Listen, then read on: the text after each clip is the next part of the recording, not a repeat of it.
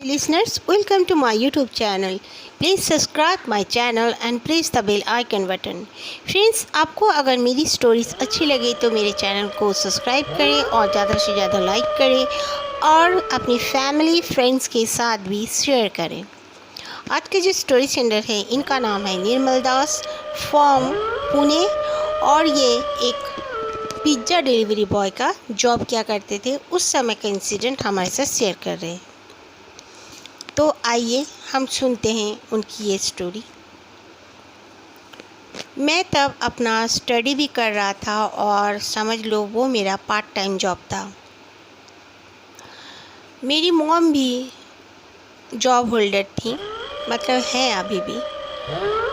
मुझे भी जॉब करना था। मेरे जो फादर थे वो 3 साल हो गया मेरे मम्मी को और मुझे छोड़कर वो लंदन शिफ्ट हो गए थे और मम्मी का और उनका तब तक तो डिवोर्स हुआ नहीं था, बट फिर भी वो लोग अलग हो गए थे। मैं अपने मॉम के साथ अपनी ज़िंदगी बिताने के लिए तैयार हो चुका था और मैं अपना स्टडी भी कर रहा था प्लस जॉब भी कर रहा था। एक बार की बात है, इसी तरह फ़ोन आया हमें कि जाओ, मेरे बॉस ने कहा कि ऐसे ऐसे जगह में जाकर तुम्हें पिज़्ज़ा देना है। तो मैं सोचने लगा, काफ़ी रात हो चुकी थी, मुझे तब घर लौटना था, बट मुझे पिज़्ज़ा देकर उसके बाद मैं अपना घर चला जाऊंगा सोचा। मैंने अपनी ही गाड़ी लिया, मैंने जो कंपनी की बाइक थी मैंने उसे लिया भी नहीं। और फिर मैं देखा जो एड्रेस मुझे दिया गया था वो काफ़ी दूर था, एकदम सिटी के बाहर आता है वो प्लेस। एक स्कूल भी है वहाँ पर जो कि सब कोई बोलते हैं वो एक क्रिश्चियन स्कूल है। सामने एक चर्च भी है। उसके बाद एक मोड़ आता है, फिर काफ़ी घरें हैं। तो मुझे उनमें से एक घर में देना था। घर का नंबर भी बताया गया था। मैं गया। मैं जाने के बाद देखता हूँ वो प्लेस काफ़ी अंधेरा हो रखा था, लाइट्स भी बहुत कम थे वहाँ पर और घर काफ़ी छोड़ छोड़ के बने हुए थे। मुझे नंबर कुछ समझ में नहीं आ रहा था। जिस नंबर से कॉल आया था वो नंबर भी मुझे दिया था बॉस ने। मैंने कॉल किया पर किसी ने उठाया नहीं, रिंग हो रही थी। फिर मैं आगे बढ़ता गया।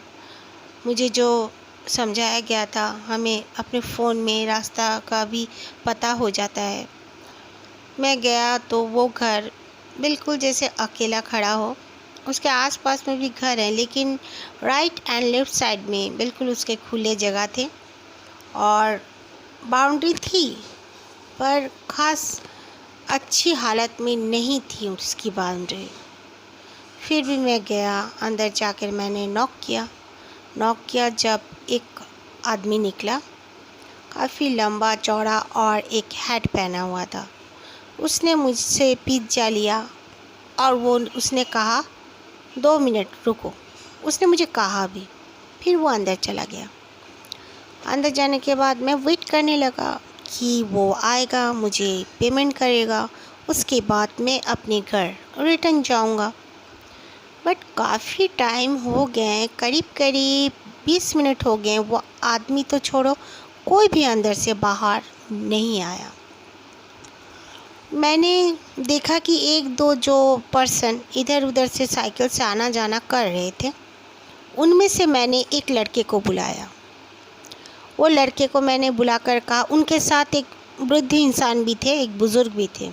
दोनों आए मेरे बुलाने पर और मैंने कहा कि मैंने अभी अभी यहाँ पर पिज़्ज़ा दिया है और एक आदमी ने लिया भी है पिज़्ज़ा, बट 20 मिनट के ऊपर हो गए, अंदर से कोई बाहर नहीं आ रहा है। मैं इतना कॉलिंग बेल भी बजा रहा हूँ, उनका नॉक भी कर रहा हूँ, बट कोई बाहर नहीं आ रहा है, मेरा पेमेंट नहीं दिए हैं। और करीब वो 2000 का पिज़्ज़ा हमसे मंगवाए थे। तो वो बुज़ुर्ग इंसान और लड़का एक दूसरे को देखा और फिर मुझे कहा कि क्या बोल रहे हो, मजाक कर रहे हो क्या? तो मैंने कहा कि रात गए, ठंड का मौसम है और इतनी रात हो चुकी है, मैं मजाक क्यों करूँगा भला? तो बोले यहाँ पर कोई नहीं रहता। यहाँ का जो मालिक है वो भी यहाँ पर शायद आना ही छोड़ दिया है 3-4 साल से। यहाँ कोई नहीं रहता बाबू, अब जाओ, आपको कोई पैसा नहीं देगा। तो मैं वहीं खड़े खड़े अपने बॉस को कॉल किया। तो बॉस ने, हमारे जो थे 2 ऐसे लड़के रहते थे कि पेमेंट वसूली वो लोग करके ही रहेंगे, कुछ तगड़े तगड़े दोनों थे 2 लड़के। तो वो लड़के दोनों आ गए। आने के बाद उन्होंने देखा इधर उधर, पूरे घूम कर देखा, एक भी लाइट ऑन नहीं थी, पूरा अंधेरा था। और फिर वो जो बुज़ुर्ग इंसान और लड़का, वो दोनों भी हमारे साथ खड़े थे। फिर आस पड़ोस के और कई 2-4 आदमी आ गए। आने के बाद उन्होंने कहा कि इतने रात गए तो इनके अंदर जाना ठीक नहीं है, कोई बात नहीं, आप लोग सुबह आके देख लेना, यहाँ पर कोई नहीं रहता। तो उसी तरह सुबह फिर से मैं भी गया उन लोगों के साथ, मेरे बॉस भी गए। ऐसे तो छोड़ देना 2000 की बात नहीं है, बट अगर हम 10 जनों को इस तरह 2000 छोड़ देंगे तो हमारे 20,000 का नुकसान हो जाता है। यही सोचकर मेरे बॉस ने उनसे वसूली करने का सोचा। उसके बाद सुबह गए तो पड़ोस का, उसी कॉलोनी में इधर उधर रहने वाला 2 लड़के आए। आने के बाद उन लोगों ने अंदर भी गया कि देखते हैं कि कोई है जो बदमाशी करता होगा। अंदर गए। अंदर जाने के बाद उन्होंने सर्च किया तो कहा कि हर 4 कमरे हैं लाइन वाइज, वो 4 कमरों में ही ताले लगे हुए हैं, कोई मतलब खुलने का सवाल ही नहीं आता, कोई नहीं है। और आप लोग घर का हालत देख लो, यहाँ पर लग रहा है 20 साल से कोई नहीं आया है। तो हम लोग ताज्जुब हुए और हम लोग लौट आए। मैंने उस आदमी को बिल्कुल देखा था। उसके बाद पता चला उस घर में रहता तो कोई नहीं था, लेकिन जो भी एंटिटी रहता था, जो भी चीज़ वहाँ पर रहता था, जो भी वहाँ भटकता था, कौन था इस दुनिया का या दूसरे दुनिया से आया हुआ, वो बहुत से पिज्ज़ा मॉल से ही नहीं बल्कि और होटल्स वगैरह से भी वो खाना लेकर उसी तरह पेमेंट नहीं दिया करता था। और वहाँ पर उसके बाद से वहाँ पे दरवाज़ा भी तोड़कर सबने देखने की कोशिश की कोई बदमाश का यहाँ पर अड्डा ना हो गया हो, बट ऐसा कुछ नहीं था। लेकिन दरवाज़ा तोड़ने के बाद अगल बगल के लोग कहने लगे कि वहाँ पर छत का जो बाउंड्री होता है ऊपर, वहाँ पर दौड़ते हुए लोगों को देखने को मिलने लगा। उस इंसिडेंट के बाद, दरवाज़ा तोड़ने के बाद, बहुत लोगों के साथ इस तरह होने के लिए लोगों ने उनका दरवाज़ा तोड़ के सर्च किया। उसके बाद से फिर बच्चे खेलते हुए नज़र आते थे। गेट के सामने में कैंडल पकड़ी हुई कुछ औरतें नज़र आती थीं जिनकी सर ढकी होती थी। और फिर कई बार ऐसे देखा जाता था कि एक लड़की पूरे लाइन में घूमकर उस घर में एंटर कर जाती है, दरवाज़ा ना खोलती है ना कुछ, वो बस वहाँ पर जाके गायब हो जाती है। कई लोग कई बातें करने लगे।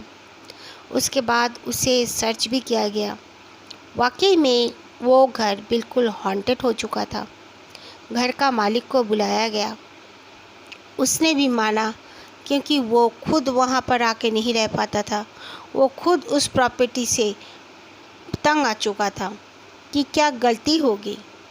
उसके बाद पता करने पर ये पता चला जो वो घर सबसे पहले बनवाया था वहाँ पर एक बहुत बड़ा बरगद का पेड़ होता था। वो घर बनवाने के लिए वो बरगद के पेड़ को काट डाला था। काट कर बनाने की वजह से उसका वो हाल था घर का। और एक बहुत ही दुखद बात थी, जो आदमी ने वो घर बनाया था वो जिस दिन उस पेड़ को काटा था उसी दिन उसकी मौत हो गई थी। और उसके और घर वाले जितने थे, उसके मौत के 2 साल बाद उन लोगों ने घर स्टार्ट करवाया था, वो पूरी नहीं कर पाए थे। उनके घर में भी और मौतें होने लगी थी।